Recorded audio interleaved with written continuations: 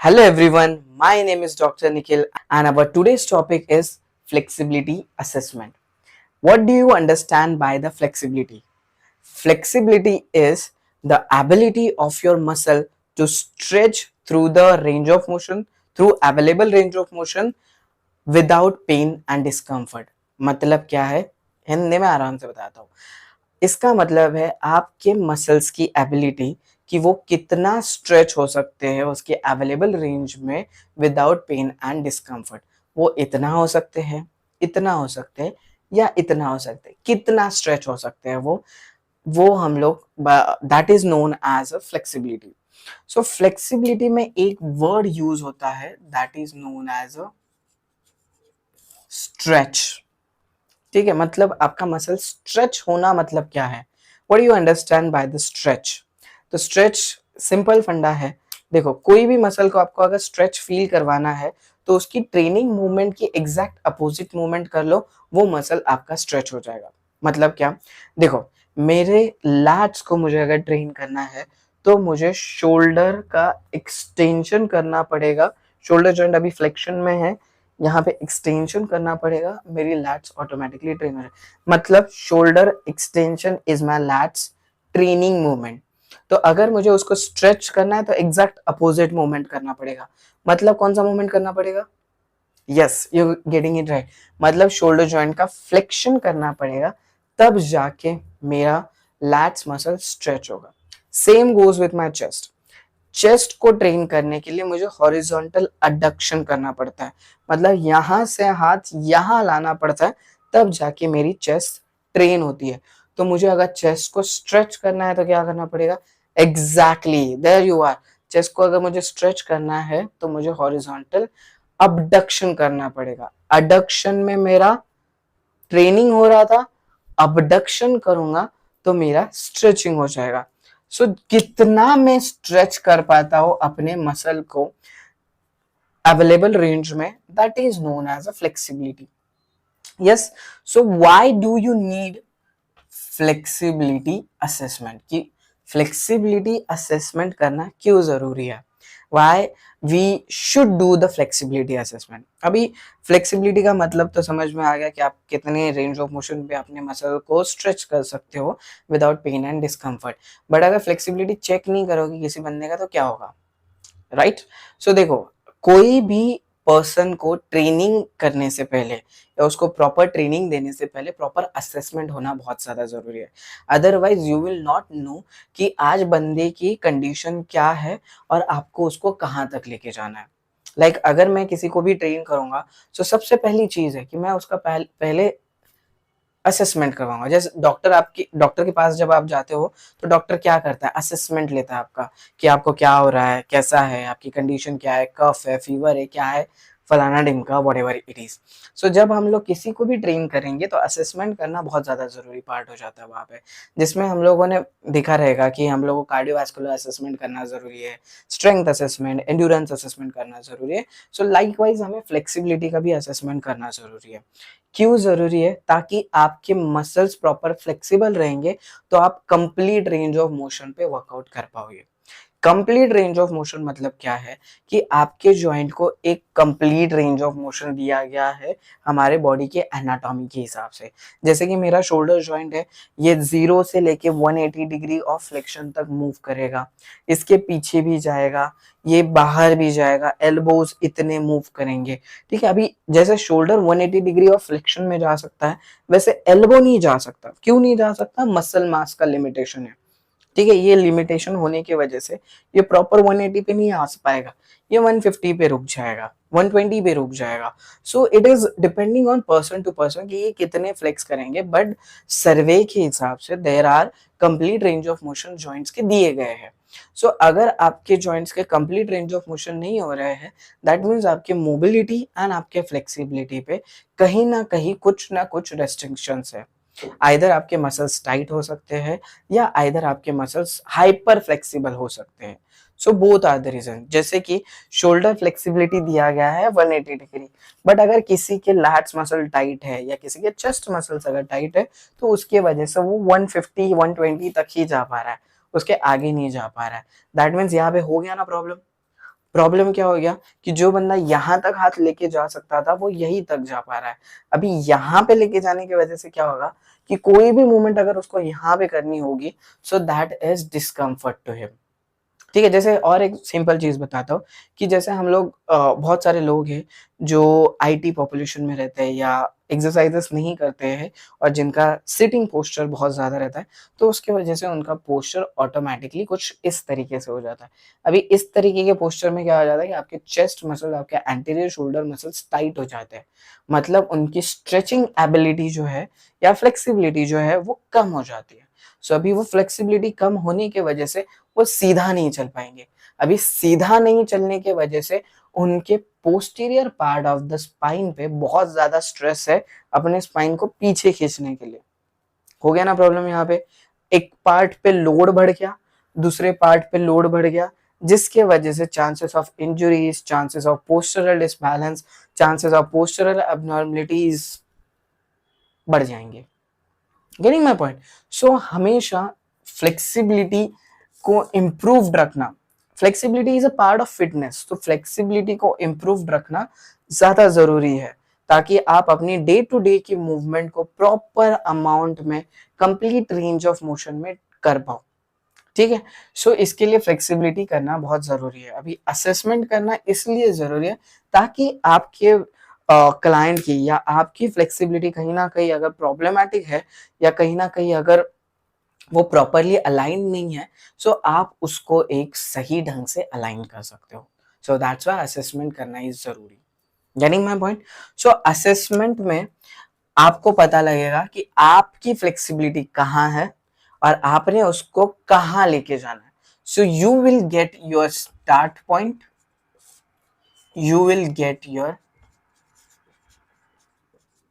Progress.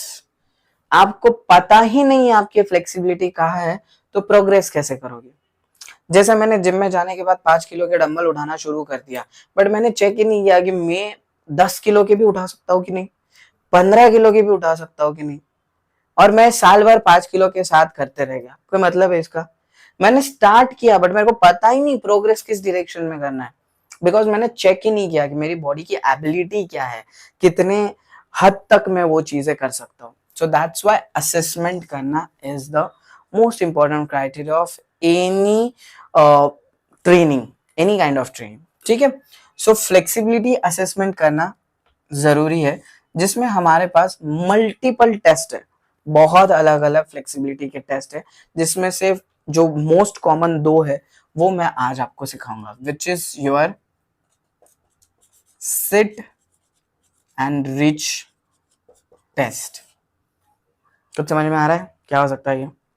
ठीक है, तो हमारे पास सबसे पहली टेस्ट जो है, असेसमेंट जो है, जिसको बोला जाता है seat and reach test.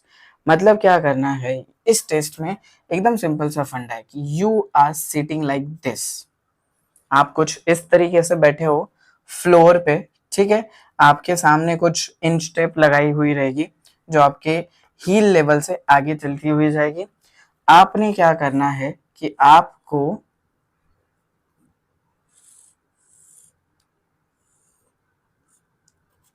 Try करना है कि आप कितने ज्यादा लेवल तक वो पैरों को, आप अपने टोस को या टोस के आगे टच कर सकते हो। You have to sit like this, 90 degree में आपको बैठना है, एंड वहां से अपने हाथ को जितना आगे तक आप अगर स्ट्रेच कर पाओ, that is a better thing. जितना कम करोगे दैट मीन्स आपकी फ्लेक्सिबिलिटी कम है, एंड जितना आप ज्यादा करोगे दैट मीन्स आपकी फ्लेक्सिबिलिटी ज्यादा है। अभी जैसे हम लोग स्टार्टिंग में बात करें कि flexibility is related to the muscle, तो अभी ये असेसमेंट में हम लोग कौन से मसल्स को चेक कर रहे हैं, कौन से मसल्स की फ्लेक्सिबिलिटी चेक करें? So here we are checking all the posterior chain muscles of your body. Posterior chain मतलब जो भी आपके बॉडी के पीछे की तरफ जितने भी मसल्स है उनकी फ्लेक्सिबिलिटी को चेक करने के लिए। लाइक यहाँ पे आपके काफ मसल्स आ जाएंगे, यहाँ आपके हैम्स आ जाएंगे, यहाँ आपके इरेक्टर स्पाइनल लैट्स मसल्स आ जाएंगे। तो जितने भी मसल आपके बॉडी के पीछे की तरफ है उनको हम लोग चेक करेंगे कि उनकी फ्लेक्सिबिलिटी कैसी है। सो मेजॉरिटी ऑफ द पॉपुलेशन का क्या हो जाता है कि आप में से भी कुछ लोगों के फ्लेक्सिबिलिटी में हैमस्ट्रिंग मसल जो है वो टाइट होता है। हैमस्ट्रिंग मसल मतलब अपन का back of the thigh muscle जो रहता है वो टाइट होता है। Reason behind the hamstring muscle tightness is आपका सिटिंग पोस्चर। बहुत सारे लोग जो है वो लॉन्ग सिटिंग में रहते हैं, फ्लेक्सिबिलिटी को ट्रेन नहीं करते हैं, एंड नी जॉइंट हमारा हमेशा बेंडिंग में होने के वजह से, जो कि हैमस्ट्रिंग का ट्रेनिंग मूवमेंट है उसमें ज्यादा देर होने की वजह से हमारा हैमस्ट्रिंग टाइटनेस हो जाता है, एंड इसके वजह से हम हमारे टोस को टच नहीं कर पाते हैं, एंड वो नहीं कर पाते, दैट मीन्स हमारा फ्लेक्सिबिलिटी लेवल कम है। तो हमारे हैमस्ट्रिंग की फ्लेक्सिबिलिटी कितनी है, हमारे लोअर बैक की कितनी, काफ की कितनी है, ये जानने के लिए this is the best stretch you can check, this is the best assessment you can do, that is known as a sit and reach assessment. अभी सिट एंड रीच असेसमेंट करने के कुछ प्रोसीजर्स है। Procedures are like you need to be sit in the 90, आपके toes जो है वो pointed होने चाहिए सामने की तरफ, मतलब ऊपर की तरफ, सीलिंग की तरफ। ठीक है, जब आप टच करने की कोशिश करोगे, परफॉर्म करने की कोशिश करोगे, तब आप ब्रीथ इन करोगे, एंड स्टार्ट पोजीशन पे आपकी ब्रीथ इन होगी, एंड पोजीशन पे आपको ब्रीथ आउट करना होगा। This is how the process should look like. किन लोगों ने सिट एंड रिच टेस्ट नहीं करना चाहिए, there are some contraindication for this test also. जिन लोगों को लोअर बैक रिलेटेड प्रॉब्लम है या हिप रिलेटेड प्रॉब्लम है, जैसे कि पहली चीज, जिसको डिस्क बल्ज रिलेटेड कोई प्रॉब्लम है, स्लिप डिस्क रिलेटेड कोई प्रॉब्लम है, वो लोग इस स्ट्रेच को ना करें तो ज्यादा बेहतर है। क्योंकि स्लिप डिस्क में होता यूं है कि आपका जो स्पाइन है, तो स्पाइन के जो बीच में जो डिस्क होती है हमारी, जिसको इंट्रावर्टिब्रल डिस्क भी बोला जाता है, वो हमारी थोड़ी सी पीछे की तरफ खिसक जाती है। पीछे की तरफ खिसक जाती है मतलब वो थोड़ी सी पीछे की तरफ बल्ज हो जाती है, जिसको इंटरनल जो मटेरियल होता है उसका, एनुलर फाइब्रोसिस एंड न्यूक्लियस पल्पोसिस, वो थोड़े से पीछे की तरफ खिसक जाते हैं, जिसके वजह से जो हमारा स्पाइन है वो पिंच हो जाता है। और जब आप ये चीज करोगे तो यू विल नो कि वो ऑलरेडी पीछे की तरफ है, हमारा स्पाइन उसके पीछे से आ रहा है, वो ऑलरेडी स्पाइन को पिंच कर रही है, मैं आगे बेंड हो जाऊंगा तो वो और पिंच करेगा। सो दैट्स वाई जिनको लोअर बैक रिलेटेड कोई भी इंजुरी है, या उनका कोई भी, इट्स काइंड ऑफ लाइक कि उनको कोई डिसेबिलिटी है, या कोई प्रॉब्लम है, या कोई डायग्नोसिस निकल आया है, या प्रीवियसली कोई लोअर बैक रिलेटेड इंजुरीज है, तो उनको आप ये टेस्ट नहीं करवाओगे। उनकी फ्लेक्सिबिलिटी चेक करने के लिए there is a passive hamstring. अगर हैमस्ट्रिंग की फ्लेक्सिबिलिटी चेक करनी है, there is a passive leg raise test, जिसको पैसिव हैमस्ट्रिंग स्ट्रेच भी कहा जाता है, जिसमें आप क्या करते हो कि your individual will be like this, और आप उसका पैर सीधे रखोगे पहले, एंड देन वो कितनी रेंज तक उसको सीधे उठा सकता है विदाउट लिफ्टिंग अदर लेग। मतलब दोनों पैर सीधे रहेंगे, एक पैर धीरे धीरे धीरे धीरे ऊपर जाएगा, दूसरा पैर वही रहेगा। अगर मेरा ये पैर 90 डिग्री तक मैं सीधा उठा पाया, that means my hamstring flexibility is good. But अगर ये सीधा उठाने की बजाय यहाँ पे कहीं पे भी बेंडिंग हो रहा है, या दूसरा पैर उठ जा रहा है, उसकी वजह से दूसरे नी में अगर बेंडिंग हो रही है, तो दैट मीन्स आपके हैमस्ट्रिंग मसल्स टाइट है, उनकी फ्लेक्सिबिलिटी अच्छी नहीं है, वो फ्लेक्सिबिलिटी इंप्रूव करना जरूरी है। यहाँ पे भी सेम सीन है। यहाँ पे अगर आपने टोस को आप टच कर पा रहे हो, that means your flexibility is average. अगर आप टोस के आगे जा पा रहे हो, 2, 3, 5, 4 जितने भी इंचेस आप आगे रीच कर पा रहे हो, that means your flexibility is comes under excellent to superior level.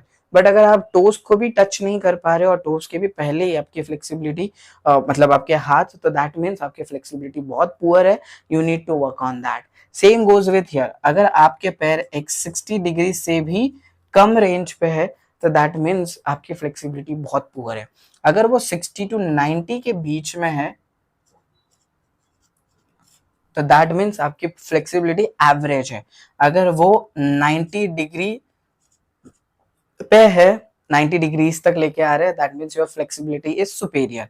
But अगर वो 90 डिग्रीज से ज्यादा कर पा रहे हैं, मोर देन 90 डिग्रीज अगर वो जा पा रहे हैं, दैट मीन्स आपकी फ्लेक्सिबिलिटी, हैमस्ट्रिंग की flexibility is excellent. So this is one test जो हम लोग हमारे हैमस्ट्रिंग की या पोस्टीरियर चेन की फ्लेक्सिबिलिटी चेक करने के लिए करते हैं। सो जैसे पहले टेस्ट का मैंने आपको नाम बताया, that is sit and reach test. तो ये दूसरा हो जाता है, दैट इज पैसिव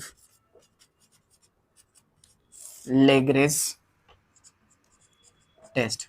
ये दोनों भी टेस्ट आप अपने पोस्टीरियर मसल्स की फ्लेक्सिबिलिटी को चेक करने के लिए करते हो।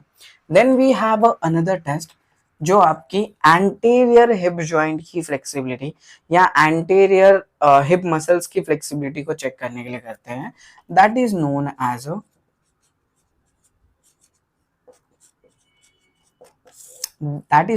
a Thomas test. I know handwriting is not that good, but I hope you can understand from that, and I'm talking with that so that you can understand. So हमारा second test जो है that is a Thomas test.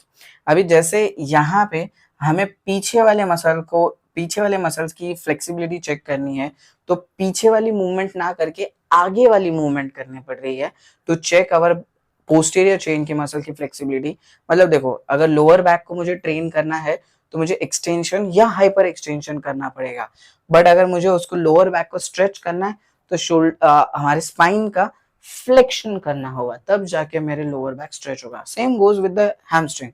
अगर hamstring को और glutes को मुझे train करना है तो मुझे हिप का एक्सटेंशन या हाइपर एक्सटेंशन करना होगा, बट अगर उनको स्ट्रेच करना है तो हिप का फ्लेक्शन करना होगा, वहां पे वो स्ट्रेच हो जाएंगे। सो अगर मुझे मेरे क्वाड्रिसेप्स मसल्स या हिप फ्लेक्सर्स मसल्स इनकी अगर स्ट्रेचिंग करनी है इनकी अगर स्ट्रेचिंग करनी है तो कौन सी मूवमेंट करनी पड़ेगी? जैसे मुझे अगर इनको ट्रेन करना है तो हिप जॉइंट का फ्लेक्शन करूंगा, मतलब हिप जॉइंट को सामने की तरफ से बेंड करूंगा, बट अगर मुझे स्ट्रेचिंग करना है तो हिप जॉइंट का एक्सटेंशन या हाइपर एक्सटेंशन करना पड़ेगा। जिस मूवमेंट पे हैमस्ट्रिंग एंड ग्लूट्स ट्रेन होते हैं उस मूवमेंट पे hip flexor and quadricep stretch होंगे। जिस मूवमेंट पे hip flexors and quadriceps train होते हैं उस मूवमेंट पे हैमस्ट्रिंग एंड ग्लूट्स स्ट्रेच होंगे। Getting my point? Same goes with this. Bicep elbow का फ्लेक्शन करने के बाद बाइसेप ट्रेन होता है, बट एल्बो का फ्लेक्शन इज ट्राइसेप का स्ट्रेचिंग मूवमेंट। एल्बो का एक्सटेंशन में ट्राइसेप्स मेरा ट्रेन होता है, but elbow extension is a stretching movement for my biceps. Confusing नहीं हो रहा ना? Yes, getting? सो नेक्स्ट जो हमारा टेस्ट है that is known as a Thomas test. So Thomas test में हम लोग क्या करते हैं, वी हैव अ टेबल और we have a stretching table या कोई भी मैट आप यूज कर सकते हो जो कि हाइट पे रहेगी। अब वो जो इंडिविजुअल रहेगा या हमारा जो क्लाइंट रहेगा, he will lie like this. इस लेवल पे उनके हिप्स रहेंगे, ठीक है, इस लेवल पे उनके हिप्स रहेंगे एंड दोनों पैर जो है वो यहां से नीचे सपोर्ट के साथ नहीं होंगे, ठीक है, विदाउट सपोर्ट रहेंगे। दोनों पैर यहां से नीचे विदाउट सपोर्ट रहेंगे। अभी आपको करना क्या है कि आपको टेबल सेम रहेगा, ठीक है, you will be like this.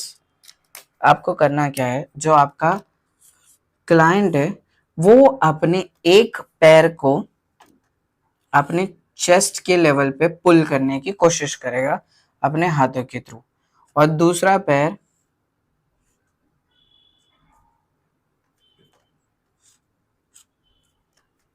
नीचे रहेगा, सेम एज दिस वन। एक पैर ऊपर आएगा, दूसरा पैर नीचे रहेगा। जैसे हम लोग नी टू चेस्ट मूवमेंट करते हैं ना, सेम, सिर्फ एक लेग की होगी नी टू चेस्ट मूवमेंट। यहाँ पे हो क्या रहा है कि आपने एक पैर को नी टू चेस्ट पुल करने की वजह से दूसरा पैर पे स्ट्रेच पड़ रहा है। अगर यहाँ पे वो दूसरा पैर नीचे ही है, वो दूसरा पैर अगर ऊपर नहीं आ रहा है, नी का एक्सटेंशन नहीं हो रहा है, हिप का फ्लेक्शन नहीं हो रहा है, और वो दूसरा पैर चेस्ट को टच भी हो गया, that means his hip flexors and quadriceps flexibility is good. But अगर नी का एक्सटेंशन हो रहा है ये मूवमेंट करते वक्त, जहां पे नी टू चेस्ट मूवमेंट जो है वो करते वक्त अगर नी का एक्सटेंशन हो जा रहा है, सो दैट मीन्स आपकी क्वाड्रिसेप्स टाइट है। अगर हिप का फ्लेक्शन हो जा रहा है, दैट मीन्स आपके हिप फ्लेक्सर्स मसल टाइट है। अगर कुछ भी नहीं हो रहा है, that means the test is negative, flexibility is good. But अगर यहाँ पे हिप का फ्लेक्शन हो जा रहा है जो कि यहाँ पे नहीं हो रहा था, या नी का एक्सटेंशन हो जा रहा है, that means either quadriceps tight हो सकते हैं या आइदर आपके हिप फ्लेक्सर्स टाइट हो सकते हैं, जिसमें दो muscle majority of the tightness में आ जाते हैं, that is iliopsoas and psoas major. Iliacus, psoas major and इलियोपsoas, ये हमारे मेन मसल्स होते हैं जो कि टाइट होने के चांसेस ज्यादा बढ़ जाते हैं। अभी हिप फ्लेक्सस का टाइट होने का रीजन भी सेम है जो हमारे हैमस्ट्रिंग का टाइट होने का रीजन था, विच इज लॉन्ग सिटिंग। अगर आप काफी लंबे समय तक बैठ के काम करते हो तो you seriously need to stretch your muscles. You seriously need to do some mobility exercises, to some flexibility exercises after an hour, after an 2 hours, because अगर आप लंबे सीटिंग पोजीशन में हो एंड आप कोई भी स्ट्रेचिंग नहीं करते हो तो कुछ वक्त के बाद आपके हैमस्ट्रिंग एंड आपके हिप फ्लेक्सस टाइट हो जाएंगे, बिकॉज सिटिंग पोजीशन में जैसे आपके नी की बेंडिंग हो रही है जो कि हमारी हैमस्ट्रिंग की ट्रेनिंग मूवमेंट होने की वजह से वो टाइटन अप हो जा रहे हैं लॉन्ग टाइम के लिए, वैसे ही हमारे हिप फ्लेक्सर्स की भी वो ट्रेनिंग मूवमेंट है, बिकॉज हिप फ्लेक्सर्स का काम है हिप को बेंड करके रखना। एंड जब आप ये 90 डिग्री पे बैठे हो तो आपके हिप्स joined already in the flexion, which is hip flexion is a training movement of your hip flexors muscles. So वो कुछ लंबे पीरियड के बाद वो टाइटन अप होने लग जाएंगे। तो अगर आप लॉन्ग सिटिंग पोस्चर पे हो या आपका पोस्चर बहुत ज्यादा अच्छा नहीं है तो I recommend you doing flexibility exercises जहाँ पे आपके हिप फ्लेक्सर्स पे स्ट्रेच आए, आपके हैमस्ट्रिंग पे स्ट्रेच आए, जैसे कि आप लेग स्विंग्स करते हो, लंज रीच करते हो, आप टो टच करते हो। These exercises are good to improve your flexibility. अगर आप लोग मुझे पूछोगे कि सबसे बेस्ट एक्सरसाइज बताओ कि जिससे हमारा फ्लेक्सिबिलिटी इम्प्रूव हो जाएगा, तो वो सबसे बेस्ट एक्सरसाइज है हमारे इंडियन प्लेटफॉर्म की। अगर मैं बात करूंगा, इंडियन पब्लिक की मैं अगर बात करूंगा, तो